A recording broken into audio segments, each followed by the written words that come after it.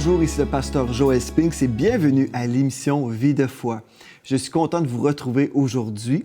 Nous avons commencé au début de la semaine en parlant de la guérison de l'âme. On s'adresse particulièrement cette semaine à l'esprit de rejet. Nous savons que le Seigneur veut que nous soyons totalement libres, que nous soyons guéris à ce niveau-là. Et puis, si c'est votre première fois avec nous aujourd'hui, j'aimerais vraiment vous encourager à écouter la première émission parce que vous avez besoin du contenu du début jusqu'à la fin.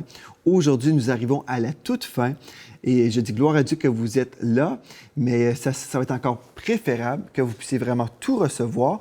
Vous pouvez retrouver toutes les émissions sur le site web enseigne-moi.com, de www.enseigne-moi.com et vous retrouvez l'émission Vie de foi et ça va être une bénédiction pour votre vie. Le Seigneur veut vraiment que vous puissiez être totalement libéré d'un esprit de rejet.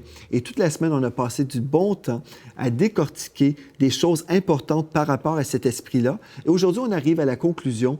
On va parler d'une chose monumentale et vitale pour la guérison de l'âme à ce niveau-là. C'est vraiment le pardon. On a parlé un peu juste à la conclusion de notre dernière émission, mais aujourd'hui, on va poursuivre dans ce sujet-là du pardon. Certaines personnes pourraient dire: bien, je sais que c'est important pour moi de pardonner, c'est très bien, je sais, mais c'est une chose importante, vraiment. Si vous voulez guérir, vous devez pardonner et relâcher ceux qui vous ont blessé dans le passé. Certaines personnes aujourd'hui ont cet esprit de rejet sur leur vie. Peut-être c'est un parent qui a maltraité une certaine personne, peut-être c'est vous, peut-être vous avez été maltraité par votre père ou votre mère et aujourd'hui vous êtes blessé, meurtri. Mais Dieu veut vous guérir. Mais une des façons que Dieu va vous guérir, c'est lorsque vous allez relâcher votre parent qui vous a fait du mal. Si vous retenez cette chose contre la personne, ça va être impossible pour vous de guérir. Donc, on a vu dans notre dernière émission que nous devons marcher dans l'amour. Et l'amour véritable va pardonner son prochain. Certains diront, bien moi je suis chrétien et puis je pardonne pratiquement tout le monde, mais cette personne-là m'a fait tellement de mal que ça va être impossible pour moi de pardonner. Et des fois, on s'imagine que le pardon, c'est une émotion. C'est comme si bien, je ressens le désir de pardonner ou je déclare que finalement, cette chose-là n'était pas si grave. Mais ce n'est pas ça le pardon. Le pardon, c'est de relâcher la personne et en relâchant la personne, on se relâche également. On se libère. Au lieu d'avoir un lien avec cette personne-là, on est totalement détaché. Nous avons pardonné et puis aujourd'hui, nous pouvons poursuivre notre chemin avec le Seigneur Jésus. C'est important de pardonner. Dans 1 Jean, chapitre 2, versets 9 à 11, si vous êtes un chrétien et si vous dites, bien, je ne suis pas certain de vouloir pardonner, bien Dieu vous dit, celui qui dit qu'il est dans la lumière et qu'il est son frère est encore dans les ténèbres. C'est impossible pour nous d'être un chrétien et d'être dans les ténèbres. C'est impossible pour nous de marcher avec Jésus et de détester une personne. Si vous détestez quelqu'un, si vous êtes là rempli de haine contre une personne, bien vous êtes encore dans les ténèbres. C'est ça que la Bible nous dit. Verset 10. Celui qui aime son frère demeure dans la lumière et aucune occasion de chute n'est en lui.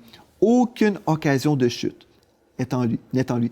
Mais celui qui est son frère est dans les ténèbres, il marche dans les ténèbres et il ne sait où il va parce que les ténèbres ont aveuglé ses yeux.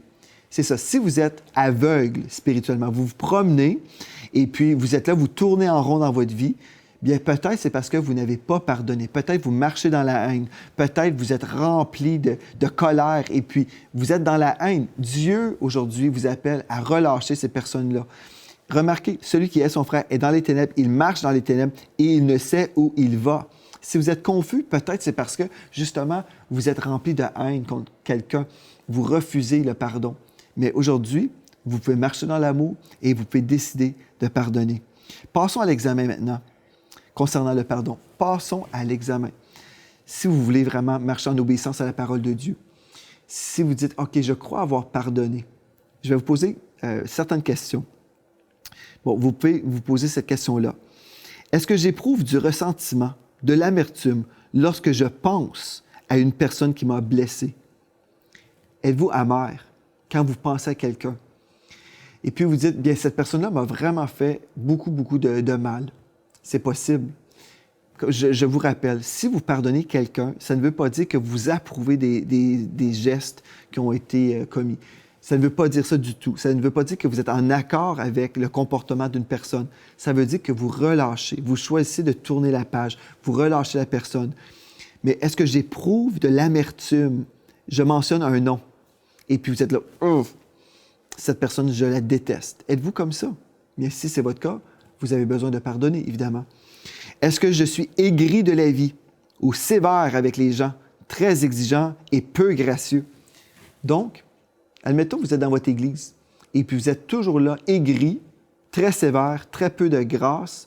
Vous ne manifestez pas beaucoup de grâce envers les gens. Je ne sais pas, vous avez une attente à l'église et puis quelqu'un a failli et puis vous êtes vraiment comme la personne super sévère et puis vous êtes peut-être méchante dans vos propos. Mais si c'est votre cas, peut-être c'est un signe aussi, encore une fois, que vous n'avez pas pardonné, que vous êtes une personne remplie de rage et de haine. Ce n'est pas de Dieu. Vous avez besoin d'être libéré. Quelqu'un rempli de rage, de haine, c'est un très mauvais signe et la personne est en train de s'empoisonner elle-même. Et puis, vous savez, une personne peut nous avoir fait quelque chose de terrible et puis la personne peut avoir tourné la page, avancé dans sa vie, ne sachant même pas qu'elle nous a blessés. Et nous, on peut être dans notre passé et être vraiment empêché d'avancer parce qu'on a cette rage en dedans de nous. Mais en fait, la personne qui souffre dans tout ça, ce n'est pas la personne qui vous a fait du mal, c'est vous. Vous êtes la victime. Vous êtes votre propre victime. Pas simplement à cause de l'événement ou du comportement, mais parce que vous refusez de pardonner. Vous êtes un victime du diable. Mais vous ne voulez pas être le victime du diable. Vous voulez être le victorieux du Seigneur Jésus. Amen? Donc, est-ce que je suis aigri de la vie? Si c'est vous, pardonnez. Est-ce que je reviens souvent sur les blessures du passé, voulant me venger? Est-ce que je reviens souvent dans vos conversations? Est-ce que vous parlez toujours de vos blessures? Est-ce que vous revenez toujours en parlant de certaines personnes qui vous ont fait du mal? Est-ce que vous revenez toujours sur certaines personnes, des noms? Vous êtes toujours en train de vous rappeler ces choses-là. Et à chaque fois que vous parlez d'une blessure, cette blessure refait surface. C'est comme si elle vient de se reproduire. Parce que là, vous avez tourné votre attention vers ces choses-là. Et puis, admettons, vous venez de penser à une chose qui s'est produite il y a 10 ans, mais puisque vous venez d'y penser maintenant, c'est frais là, dans votre mémoire. Et vous venez de renouveler votre mémoire à cette chose-là. Est-ce que vous voulez vraiment vivre avec cette chose-là toute votre vie ou vous voulez laisser le passé dans le passé? Vous pouvez dire, cette chose-là m'a blessé à l'époque, mais là, je tourne la page. Je pardonne, je relâche, je laisse le péché du passé dans le passé et je vais avancer avec Jésus. Dans la paix, dans la joie, je vais choisir l'amour, je vais aimer tout le monde, même ceux qui m'ont fait du mal. Ça ne veut pas dire que je vais côtoyer certaines personnes parce que je réalise que certaines relations sont dangereuses pour moi. Il y a certaines relations qui sont vraiment dangereuses, qui sont toxiques. Peut-être qu'il y a des personnes aussi à qui vous pardonnez, mais vous ne pouvez pas leur remettre votre confiance parce que vous savez que certaines personnes ont pu faire des choses contre vous pour essayer de vous détruire. On ne dit pas ici que le pardon, ça veut dire on fait comme si rien n'était, dans le sens qu'une femme, par exemple, qui se faisait battre par son mari, elle peut le pardonner, elle doit le pardonner, mais ça ne veut pas dire qu'elle va demeurer dans cette relation-là. Si l'homme est dangereux, elle doit user de sagesse et se protéger et protéger ses enfants. Vous comprenez? Il y a des gens qui disent, bien, je suis chrétien, on doit aimer tout le monde, donc je pardonne et puis je fais comme si rien n'était. On doit avoir l'attitude comme ça, comme dans le sens qu'on ne reviendra pas constamment sur la faute de la personne et toujours revenir sur le passé. Ça, c'est sain et c'est bon. Mais on doit aussi user de sagesse. Même si on a pardonné, on a relâché la personne, ensuite, on doit aussi prévoir pour notre avenir. Et puis, si on a des enfants, par exemple, et puis on sait que l'homme battait la femme et les enfants, on protège nos enfants, nous avons une responsabilité. Donc, on fait la part des choses, nous devons être sages et être dirigés par le Saint-Esprit dans nos relations. Et puis, voilà, c'est une chose importante. J'espère que vous me suivez, mais on ne demeure pas sur la faute et en parler constamment, parce qu'on est en train de toujours comme appuyer sur une touche, on rafraîchit ça, cette situation-là, c'est frais dans ma mémoire, et puis finalement, je vis avec cette blessure. Ça va vous empêcher d'avancer dans votre vie, c'est certain. Donc, suis-je amer ou en colère? Si vous êtes une personne en colère, encore une fois, vous êtes amer, vous avez besoin de pardonner. Est-ce que je transpose le blâme des gens qui m'ont blessé sur des innocents? Ça, c'est assez fréquent. Par exemple, on va prendre l'illustration, une femme qui a été trahie par son mari, son ex-mari, admettons. Elle est divorcée, et puis pour X raisons. Et puis là, elle est dans une autre relation, elle est dans une fréquentation, et puis là, elle est toujours en train de transposer le péché de son ex-mari sur son conjoint présent. Et puis, le nouveau conjoint, finalement, est totalement innocent, mais puisqu'elle a été blessée, elle a été rejetée dans le passé, elle est toujours en train de transposer cette douleur sur son nouveau copain, ou en tout cas l'homme qu'elle fréquente. Et puis, finalement, elle vit dans le passé aujourd'hui. Vous comprenez? Donc, il faut faire attention. Si nous pardonnons, nous pouvons laisser le péché dans le passé. Donc, est-ce que je fais des nouvelles victimes aujourd'hui, voulant récolter des dettes de souffrance? Ça, c'est une autre chose importante. Est-ce que je fais des nouvelles victimes parce que j'ai été blessé dans le passé? Souvent, ceux qui ont été blessés dans le passé, bien, ils vont être blessants. Donc, quelqu'un de blessé va blesser. Cette personne qui a été blessée peut devenir une personne blessante. Pourquoi? C'est une façon, des fois, que la personne va se défouler. J'ai été blessé et puis à mon tour, je suis, bien, premièrement, peut-être rempli de haine et de rage. Et au lieu d'avancer dans ma vie, bien, je fais des victimes partout et je blesse les gens. J'ai toutes sortes de paroles méchantes. Et je pense peut-être que je suis en train de me soulager. En fait, ce que je recherche finalement, là, quand je fais ça, c'est que je suis tellement meurtri en dedans, je recherche de l'amour. Et c'est certain, on ne va jamais récolter de l'amour en étant méchant, mais l'être humain ne pense pas comme ça.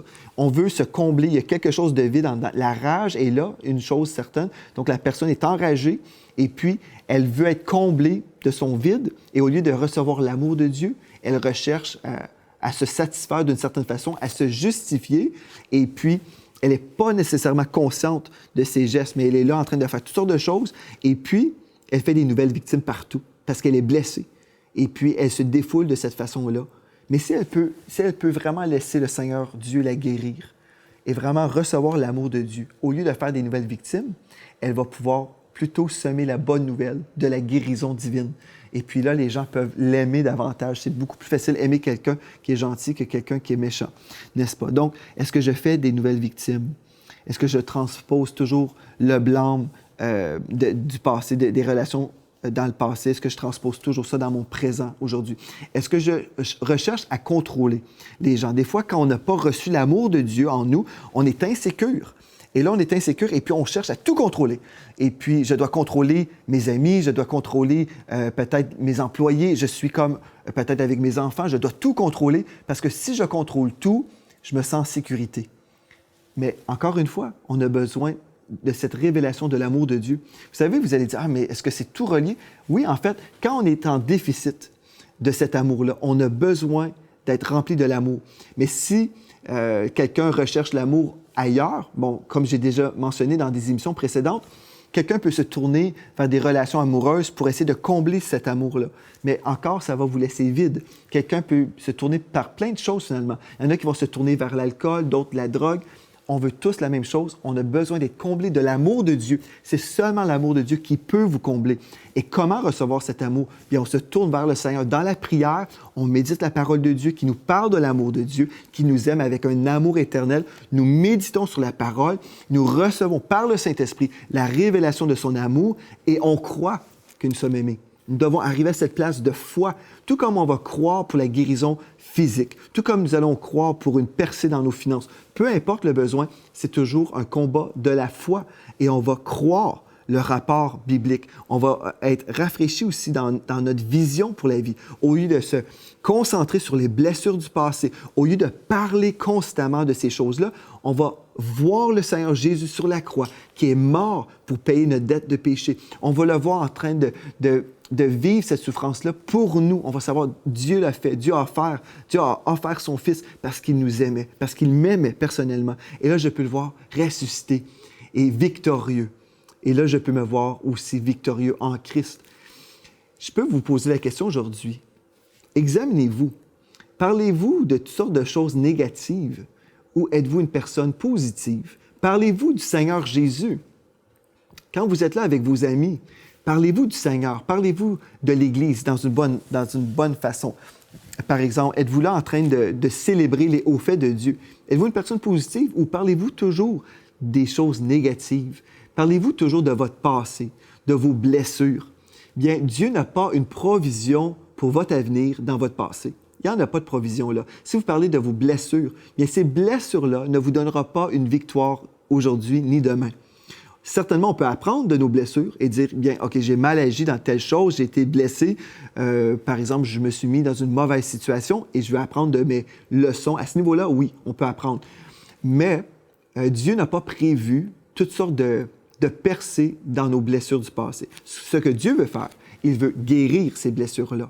Et une fois que nous sommes guéris, et même dans notre cheminement de guérison, Dieu veut se servir de nous pour qu'on puisse être un agent de guérison. Donc, gloire à Dieu. Je vous ai posé des questions.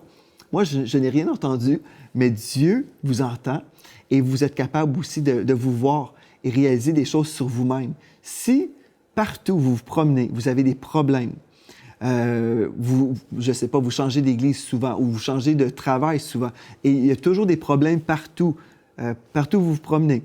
Je ne me souviens plus le nom du prédicateur, mais quelqu'un a déjà dit, si Bob a un problème avec tout le monde, le problème, c'est Bob. Bon, c'est une réalité. Si vous avez des problèmes avec tout le monde partout, vous devez vous arrêter et être assez humble pour vous poser la question. Si j'ai un problème dans ma famille, dans ma parenté, dans mon église, dans mes ministères, j'ai toujours des problèmes partout. Mais peut-être je suis encore blessé, je n'ai peut-être pas pardonné, et peut-être, voilà, c'est ça mon problème véritable. J'ai peut-être vraiment besoin de laisser l'Esprit de Dieu venir en moi pour me guérir. Amen. Comprenons le pardon aujourd'hui. Dieu veut que vous puissiez relâcher les gens, mais Dieu aussi veut que vous puissiez comprendre le pardon par rapport avec votre propre vie. Parce que si on ne comprend pas le pardon pour notre propre vie, comment pardonner les autres? Dans le psaume 103, le verset 12, il est écrit « Autant l'Orient est éloigné de l'Occident, autant il, en parlant de Dieu, il éloigne de nous nos transgressions. » Ceci veut dire que Dieu est prêt à éloigner vos transgressions. Il est capable de vous voir en Christ, en son Fils, pas dans vos péchés. Dieu est prêt à faire ça. Mais êtes-vous prêt à faire ça pour votre voisin, pour celui qui vous a blessé? Êtes-vous prêt à peut-être cesser de voir cette personne-là comme étant un grand méchant? Êtes-vous capable de voir cette personne-là avec les yeux du Seigneur? Bien, je vous exhorte aujourd'hui. En français courant, ce même texte-là, le psaume 103, verset 12, il est écrit « Il met entre nous », c'est Dieu ici, « Dieu met entre nous et nos mauvaises actions autant de distance qu'entre l'Est et l'Ouest. » Donc, il y a beaucoup de distance entre l'Est et l'Ouest. Et donc, Dieu vous sépare de vos mauvaises actions. C'est bien ça, n'est-ce pas? Dieu est bon. Et Ésaïe 43, verset 25, il est écrit « C'est moi qui efface tes transgressions pour l'amour de moi. » Dieu est bon. Dieu est un Dieu d'amour. Et Dieu efface nos transgressions. Et en plus, il y a un bonus. « Je ne me souviendrai plus de tes péchés. » C'est comme si Dieu avait un ordinateur gigantesque au ciel avec tous vos péchés. Et Dieu dit, c'est moi qui efface tes transgressions. Donc, tous vos péchés, Dieu efface vos péchés. Pourquoi? Il dit, pour l'amour de moi. Parce que Dieu est un Dieu d'amour, il va le faire. Il va supprimer vos péchés. Et en plus, non seulement que la page est supprimée, mais même dans les archives célestes, on peut dire un disque dur céleste. Dieu dit « Et je ne me souviendrai plus de tes péchés. » C'est supprimé à tout jamais. Quand vous êtes là et puis vous avez un sentiment d'infériorité, vous dites « J'ai commis tel péché en telle année, j'ai fait ceci, j'ai fait cela. » Dieu dit « Je ne me souviendrai plus. » Donc, cessez de rappeler à Dieu vos péchés du passé. Une fois que c'est pardonné, vous avez confessé au Seigneur votre péché, recevez maintenant le pardon. Et cessez de revenir constamment sur vos fautes du passé. Amen. Donc, vous recevez certainement le pardon en comprenant premièrement comment ça fonctionne. Mais là, maintenant, j'arrive à un point très important. Vous avez entendu plusieurs choses, vous croyez certaines choses. Si vous êtes un chrétien, un enfant de Dieu, vous écoutez cette émission, puis vous dites « OK, oui, c'est vrai, je dois pardonner. » Je réalise que peut-être j'ai un problème. Je reviens constamment en parlant toujours contre une certaine personne. Je reviens constamment là-dessus. C'est trop présent dans ma vie. Peut-être aujourd'hui, vous réalisez, c'est vrai, j'ai besoin de pardonner et de relâcher.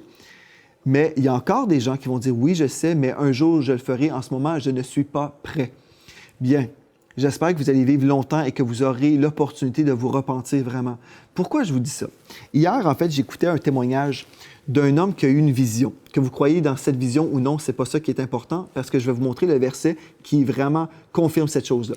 Mais cet homme-là avait eu une chirurgie, je crois, et puis finalement, pendant la chirurgie, il a vécu une expérience surnaturelle et puis il a eu une vision de l'enfer. Et dans cette vision, il a vu un homme qui était en souffrance et l'homme qui était là voulait être secouru et il a dit, « Je suis pasteur et je suis ici en enfer parce que je n'ai pas pardonné mon épouse. » Et j'ai trouvé ça assez spécial, ce témoignage-là. La personne qui racontait le témoignage était vraiment bouleversée en racontant cette histoire-là, en racontant ce qu'il avait vu. Et vraiment, j'ai pensé à cette histoire-là. Parce qu'on peut vivre la vie chrétienne, on peut aller à l'église tous les dimanches, on peut chanter, mais Dieu a dit une chose importante. Et dans cette vision qu'il avait eue, j'ai trouvé ça assez spécial parce que il y avait un ange dans le rêve ou dans la vision, et puis l'ange lui a dit, cet homme-là ne pouvait pas recevoir le pardon de ses péchés. Il était inaccessible. Pourquoi? Parce qu'il n'avait pas semé le pardon, donc il ne pouvait pas récolter de Dieu le pardon. J'ai entendu ça, j'ai trouvé ça assez spécial. Je voulais vous le partager aujourd'hui. Je vais vous montrer Matthieu, chapitre 6, et le verset 14 à 15. Il est écrit, « Si vous pardonnez aux hommes leurs offenses, votre Père céleste vous pardonnera aussi. Mais si vous ne pardonnez pas aux hommes, votre Père ne vous pardonnera pas non plus vos offenses. » On lit ce texte-là. On lit ce texte et on dit, oui, c'est vrai, il faut pardonner tout le monde, on doit pardonner les gens. On doit pardonner aux gens les offenses, tout ça. Oui, on croit ça.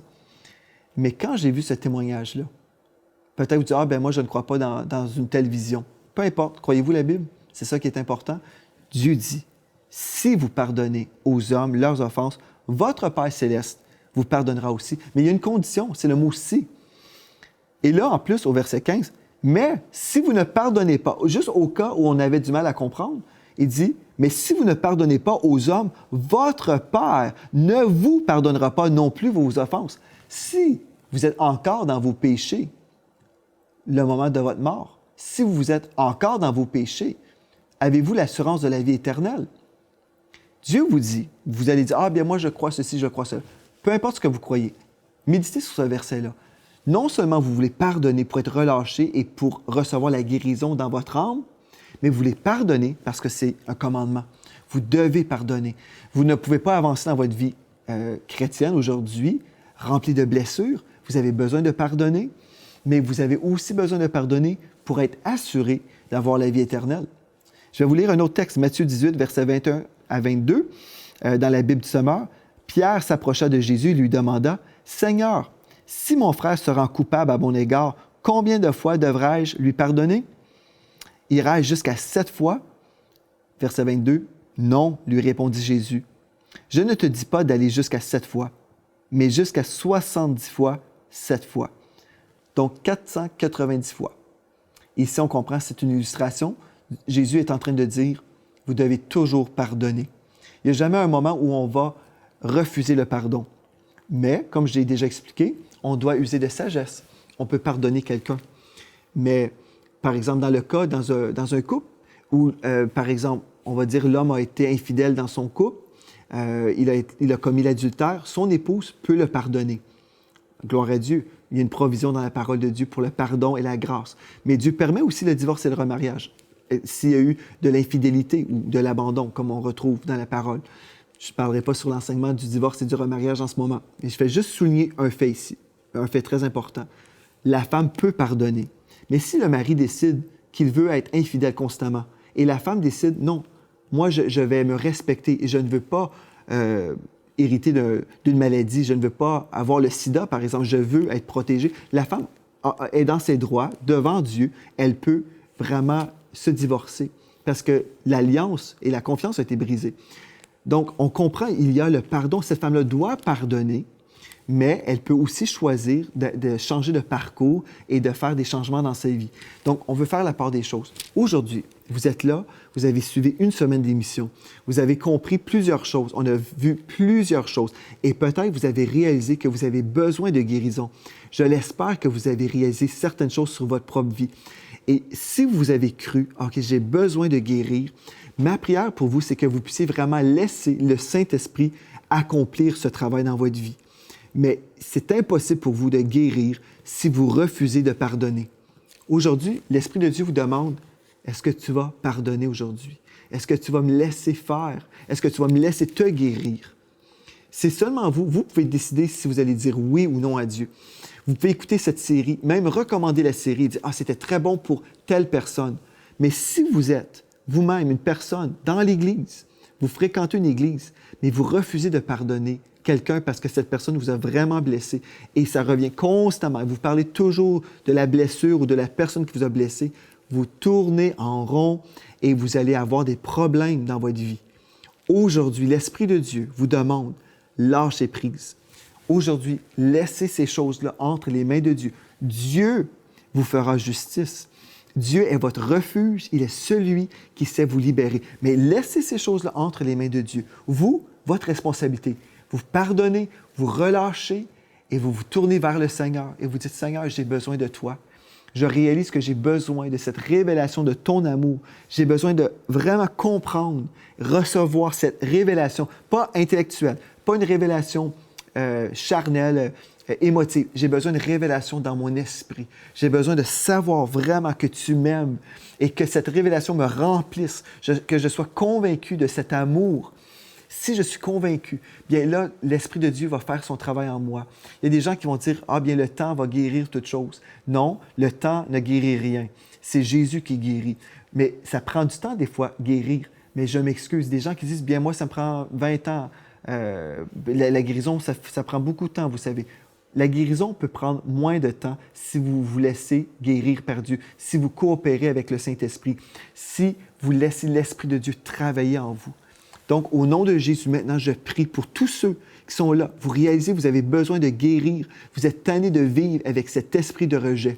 Bien, au nom de Jésus, je viens contre cet esprit-là. Je lis l'esprit de rejet sur votre vie et les esprits de mensonges qui vous ont empêché d'avancer avec Jésus.